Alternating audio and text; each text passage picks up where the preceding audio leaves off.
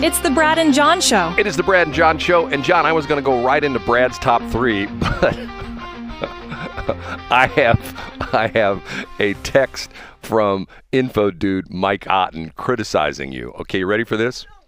I appreciate criticism from Mike. Go ahead, Mike. Okay, his comment is in the A block. And by the way, this is B block. Today's date is March. It's August 7th. What am I doing? August 7th.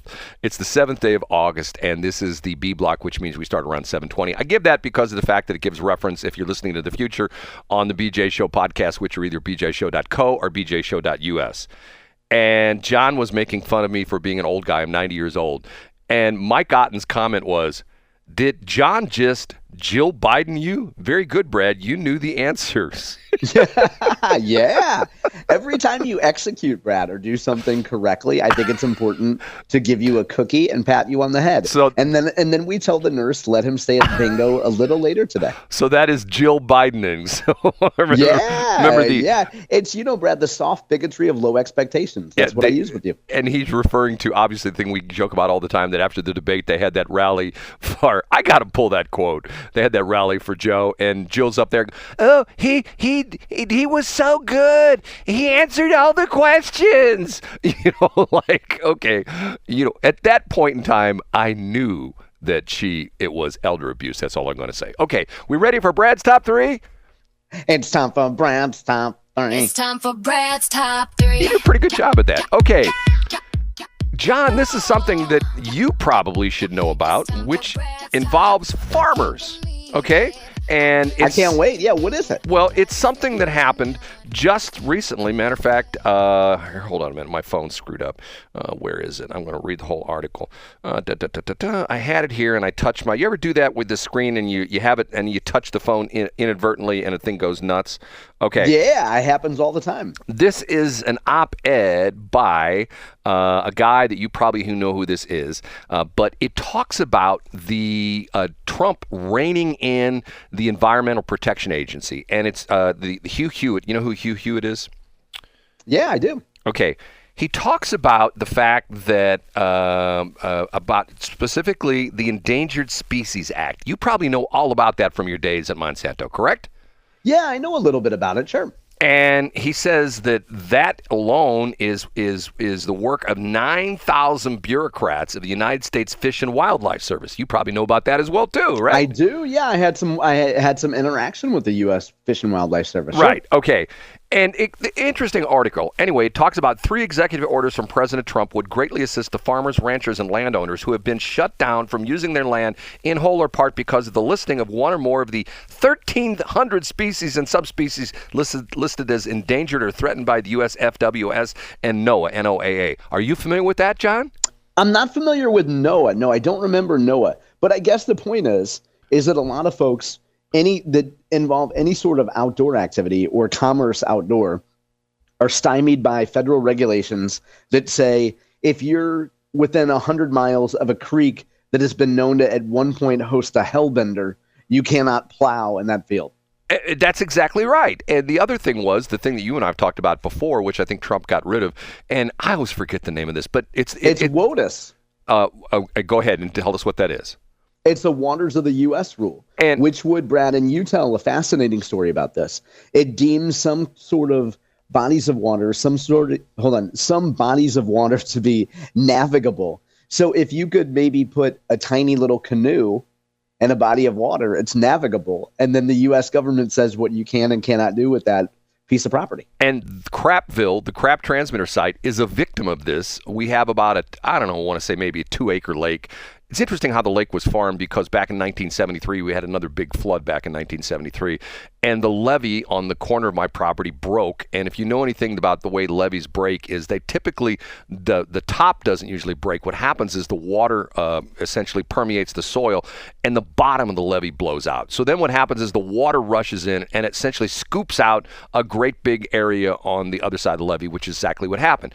And years ago, not that many years ago, maybe 5 or 6 years ago, I had a deal where I was trying to get the old Washington Bridge, old Highway 47 bridge across the Missouri, and I had a deal cut with Alberese, the construction company, but I had to jump through all these hoops because of the fact that I had to get approval because of the fact that when they were going to take some of the fill and they were going to put it near my lake, I had to go through SUI, no, not SUI. Who is the state state DNR? What do they call that? You know what I'm talking about. There's the federal Department of Natural Missouri Resources. DNR, right? Missouri DNR, Mo DNR.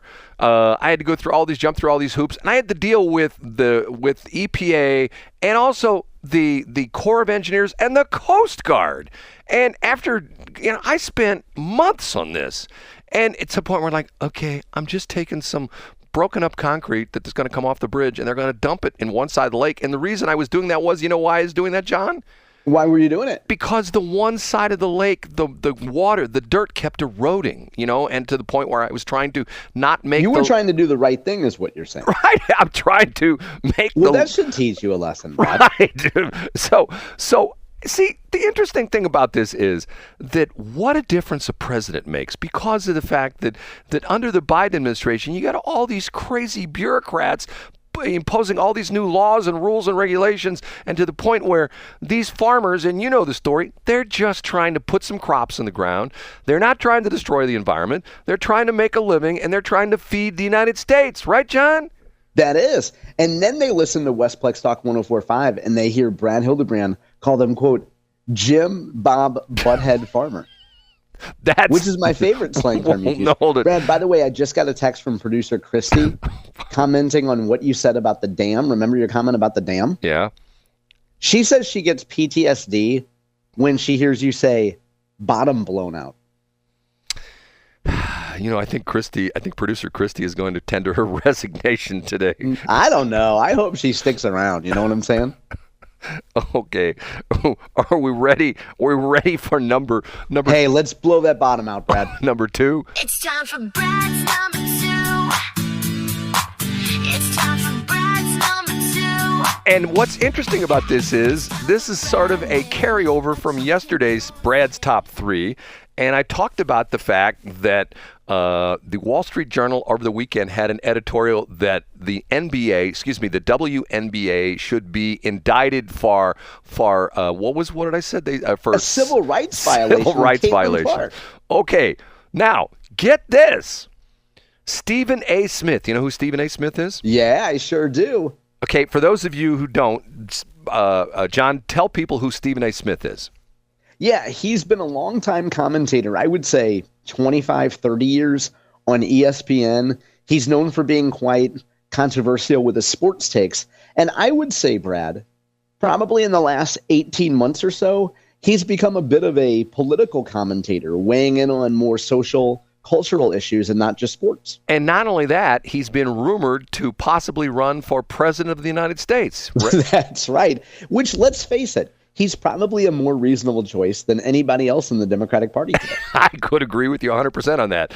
He is all for the Justice Department. Matter of fact, here's the headline. Stephen A. Smith supports the federal investigation into WNBA for treatment of Caitlin Clark. If you know the story, the Wall Street Journal wrote this op-ed on Sunday saying that Caitlin Clark the WNBA should be sued for civil rights violations because of the fact that she's getting beat to hell out there almost exclusively by the black players, which I guess in the WNBA is pretty much most of the players, but she's getting beat to hell out there, and the WNBA as her employer is not paying attention to this, and it's sort of like workplace violence or workplace sexual harassment. If the employer turns a blind eye to this, then the employer can be liable for damages. Correct, John? You're exactly right, yeah. So Stephen Smith is taking the side of Caitlin Clark here?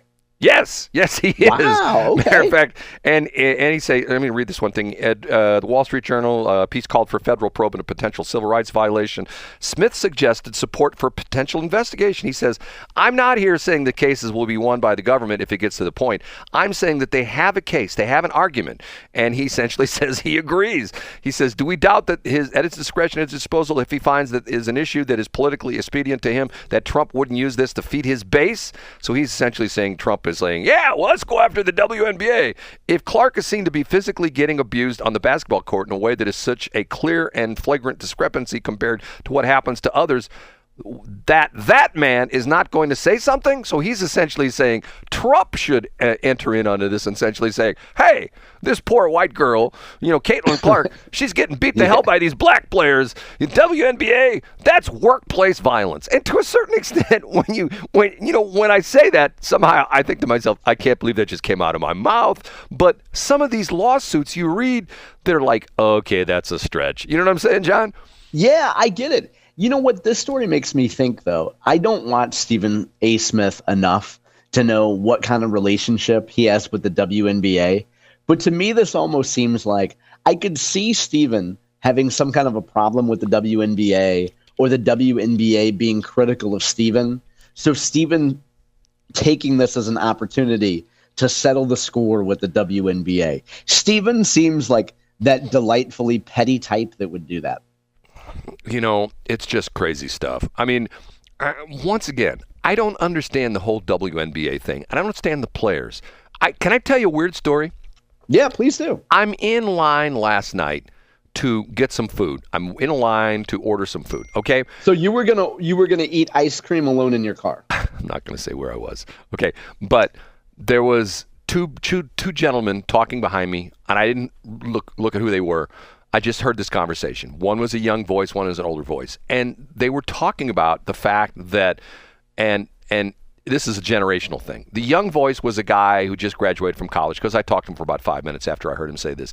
And the older guy was his father. I'd say 45, and with terms, about your age, okay? And they were talking about the fact that the father's father, in other words, his father and the other kid's grandfather, is become a huge WNBA fan, and he never misses a Caitlin Clark game. And wow. I turned around and I said, I'm sorry to eavesdrop it, but I find this fascinating. And he says, and I said, talk to the elder, the father, and I said, so your father watches NBA? He says, from start to finish, he can't get enough of Caitlin Clark. And I go, was he always a Caitlin? Was he always a WNBA game fan? And he says, he'd never watched a WNBA game in his life. So I'm thinking to myself, this is true anecdotal evidence of this one woman has changed the entire league, and yet she's not being appreciated to everything. She's getting beat to hell, because they're jealous. And it reminds me of my battle against all the local radio owners. I'm trying to promote local radio. I'm trying to say, hey, as the tide rises, so do all boats. And the other people are trying to poke holes in my boat. You know what I'm saying? Yeah, I mean, just jam a screwdriver in Brad's hull and watch him sink. That's happened a few times in my life. Okay, ready for number one? Oh, give it to us, Brad. And now, big finish, Brad's number. I got in trouble with producer Christy over this, and I am guilty. It was going to come up in C block, which is our next block, but I'm going to bring it up now because she pointed this out, that I teased this on Tuesday. I teased that I had something very important to talk about August 6th, which was yesterday. And then, yeah, and you forgot it, Brad. And that was going to be, of course, the opening of the Washington Town and Country Fair. And they have a display there of Asian food, and they call it Little Boy. Or do they call it Big Boy? I don't remember, Brad. John is having fun with this. It's a sushi display. Go ahead, Brad. What happened on August 6th many moons ago? We dropped the bomb in Hiroshima.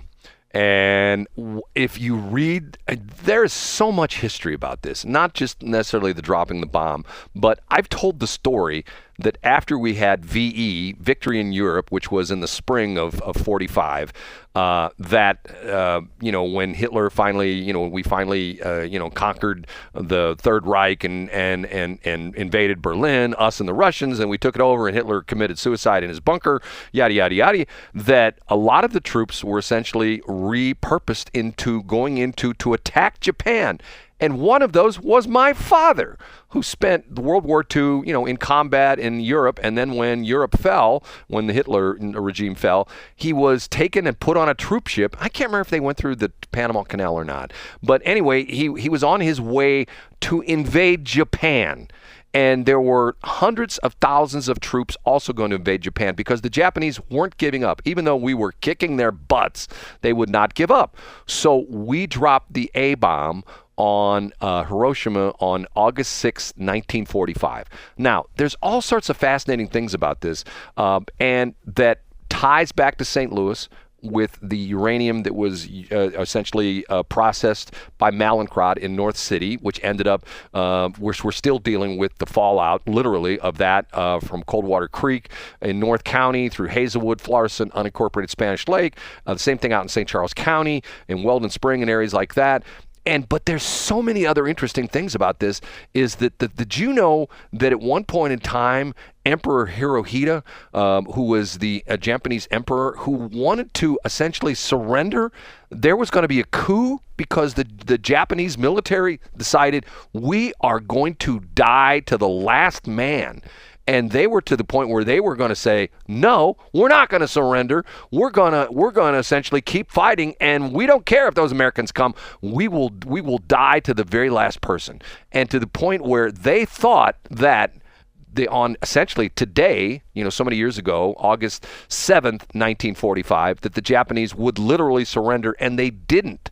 So Harry Truman waited a couple days and said, okay, Nagasaki, you're next. And actually, I don't believe Nagasaki was the actual target. They had some weather issues there. I think there was another city that was actually targeted. But the reason, and a lot of people will say, well, they did it because of the fact that he wanted to wipe out the Japanese civilians. No, in Hiroshima and in Nagasaki, they were targeted because they had big manufacturing plants that were making not only hard goods, weapons and tanks and stuff like that for the Japanese, but they are also involved in doing other things militarily. They had like some great big garrisons and things like that. So the crazy thing about this is that right here in St. Louis, and the other thing that was fascinating to me, I did some more reading on this, the crew of the Enola Gay, which was the B-29, they called it the Silver Plate. I won't go into that, why it's a Silver Plate. But the crew of the B-29, there were only 3 people on board that knew what the bomb was. Isn't that interesting, John? Wow. What do you mean there were only 3 that knew what it was? They thought it was just a big old conventional bomb. They did not realize this was a nuclear bomb. Oh, I see what you're saying. And to the point, the other thing is, if you read the history of it, there are several B-29s that escorted Enola Gay to drop the bomb, and there was one B-29 that happened that all it did was had a bunch of cameramen on it, and for some crazy reason, all of the cameras malfunction on that others. And the only reason we have 16 millimeter footage, if you've ever seen it, you can see it. I think it's on Wikipedia. You can see the 16 millimeter footage. That was one of the crew members of one of the other planes who snuck his own. He was a camera enthusiast, and he snuck his own 16 millimeter silent, film camera onto the plane he was on, and he took the only footage that came back and was developed. And the crazy part of it is they talk about the fact that, I think his name was Tibbets, Captain Tibbets, who flew the Enola Gay. When he came back, to a hero's welcome. He was pinned with medals on his chest getting off the plane. They had a big barbecue for him, and they were all sort of stunned because they realized that they had just killed hundreds of thousands of people with one bomb. And it's just a fascinating story, the whole crazy thing about it. And if you watch the Oppenheimer movie, that's the one side of it is. But there were plants down in Tennessee. They're also refining uranium. And once again, the people didn't know what they were doing. They were given a job, and they were saying, okay, see this machine, do this, press this button, and this stuff's going to come out the other end. They were for refining uranium. They had no idea what they were doing. And at one point in time, one of the plants down in Tennessee became such a huge city. They built the city out of nowhere in Tennessee, and at one point in time, it had the 6th largest mass transit system in the country, because it was a whole system of the government build, a whole city the government build with bus systems and the whole bit. And these people would go to factories, and they would sit at these machines all day long, and they had no idea what they were doing, that uranium as well would end up in the bomb that dropped on Hiroshima. Now, today, John, how long would that secret last? A minute? 0.0 minutes. And in St. Louis, there are probably people right now listening to this show who have grandfathers, maybe even great-grandfathers, grandmothers, great-grandmothers, maybe I don't think uncles or aunts anymore. Well, maybe it could be if they were super old, yeah. If they were super old, maybe in their 90s or 100s, like an old guy like me, who also worked on this project, and they had no idea what they were doing. Don't you find that fascinating, John? I do, and I'm glad you brought it up because it gives some context for those of us who interact with Japanese folks. If we wonder why Japanese people are always protesting, if we wonder why Japanese people are always rioting and looting and destroying cities, it's because we treated them so poorly. If you look up Angel Island, if you look up some of the things that we did with the Japanese internment camps, we discriminated against Japanese folks so badly that they carry grudges. They're a dredge on society. We have Japanese fatigue. And all Japanese people do is complain and destroy society, right, Brad? I think you've got the wrong group of people, John. Do I? I thought that was when Japanese people come into an area, they generally bring down the economic value, real estate values plummet. Isn't that the Japanese people? It's just the opposite, John. Just the opposite. Oh, Normally, and one last little interesting nugget is I didn't realize this either. That part of the reason why the Japanese ultimately surrendered wasn't necessarily the second bomb, but Stalin declared war on the Japanese and started invading Manchuria and places like that because they had the Japanese were brutal to the Chinese people, and did essentially go into villages and wiped out all the villages, killed everybody in the whole bit like that. So when Stalin, because remember we were fighting the war from the west and Stalin was fighting the war from the east with the Russians, when he finished with Hitler, he said, okay, we're just going to go invade China and we're going to kill these Japs in China and Manchuria and places like that. And that was part of the final straw that made the Japanese surrender. I mean, it was just, and it's an incredible story because of the fact, I remember my dad telling me this whole thing about, we're on a troop ship. I think I've told this one time before. He said at one point in time they went into a typhoon in the Pacific and they decided that the ship could possibly capsize. So they ran the troop ship aground on some deserted desert island, sort of like a Gilligan's Island thing. And they got off the troop ship and they were given their tents, and they were not sent up their tents. They were given their tents, and they were supposed to take the tent pegs and push them into the ground, hammer in the ground, and tie yourself off on the beach so the typhoon wouldn't pick you up and take you out to sea. I'm going like, Dad, are you telling me the truth? Oh, honest to God. I'm thinking to myself, truly the greatest American generation. Can you imagine if that happened today?